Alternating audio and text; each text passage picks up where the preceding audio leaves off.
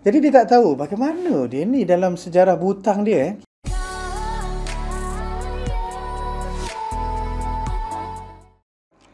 Okay, Assalamualaikum warahmatullahi wabarakatuh. Tuan-tuan dan puan-puan, apa khabar semua? Everybody okay?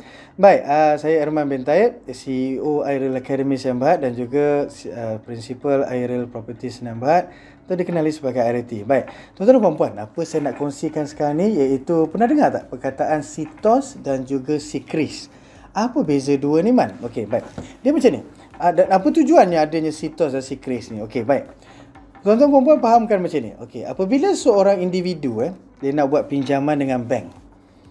So, adakah individu tersebut pergi ke bank secara fizikal dan bagi tahu secara verbal, secara bercakap macam ni dengan bank, wahai tuan bank, saya nak buat pinjaman. Jawapannya tidak. So, macam mana dia buat? Iaitu dia kena isi borang dan juga masa yang sama dia kena masukkan semua dokumen pengenalan kewangan dirinya. Sama ada dalam bentuk penyata gaji, bank statement, semua kan? Okey. Jadi bank tak kenal seorang individu.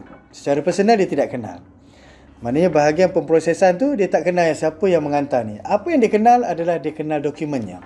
Jadi bila sampai dokumen dekat seorang pemproses satu permohonan, jadi dia tak tahu bagaimana dia ni dalam sejarah berhutang dia. Dia datang nak minta permohonan tu, nak minta hutang dengan bank kan. Jadi bank akan keluar satu soalan yang besar.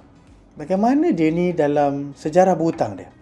Adakah dia seorang pembayar hutang yang baik? Adakah dia pernah berhutang? So soalan-soalan ni di mana dia nak dapat jawapannya? Di sini, iaitu dengan cara melihat di SICRIS, Central Credit Reference Information System, yang disediakan oleh Bank Negara Malaysia, menyatukan semua laporan pinjaman seorang individu dalam satu format yang dikenali sebagai SICRIS.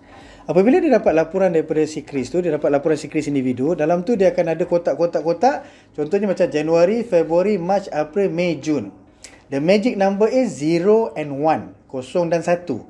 Kalau mata bank melihat banyak kosong, maksudnya dia ni tidak pernah lambat bayar hutang. So cantiklah. Jadi kalau dia nak berhutang dengan saya beranilah bagi pinjam. Pasal dia punya SICRIS banyak kosong. Okeylah, terselitlah satu, jarang-jarang sekali. Maksudnya dia terlambat bayar. Tapi kalau dalam SICRIS kita, contohnya hutang kereta. So ada 0, 2, 3, 2, 3, 3. Jadi mata bank yang baru ni nak bagi pinjam, jadi tak beranilah. Kerana melihat dia ni dalam berhutang tu, dia punya pattern membayarnya tak cantik. Dia sama juga dalam keadaan, okey, katalah seorang individu remaja, baru bekerja, baru nak buat berhutang kan. Lagi bank takut. Pasal dalam SICRIS ni kosong. Kalau kita kata, tuan, saya ni tak ada hutang apa semua. Jadi apa saya tak boleh dapat hutang kan? Ataupun rendah dapat hutang. Pasal bank tak ada data nak katakan dia ni bagus ke tidak dalam berhutang. So itu dalam situasi SICRIS.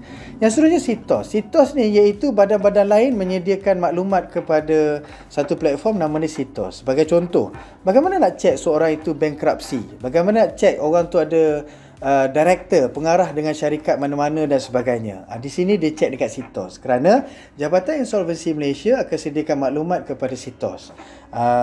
SSM, Suruhanjaya Syarikat Malaysia, akan menyediakan maklumat kepada sitos. Jadi dalam sitos tu akan boleh lihat dia ni bankrupt ke, dia tengah discharge bankrupt ke, status bankrupt ke, dan juga tengok berapa syarikat yang dia jadi seorang pengarah, berapa enterprise dan sebagainya lah. Baik, okey, itu saja tuan-tuan dan puan, apa itu SICRIS dan sitos. Semoga sharing tadi menjadi manfaat. Boleh follow saya di Facebook personal saya, Erman Taib, dan juga di Telegram channel Erman Taib. Assalamualaikum warahmatullahi wabarakatuh.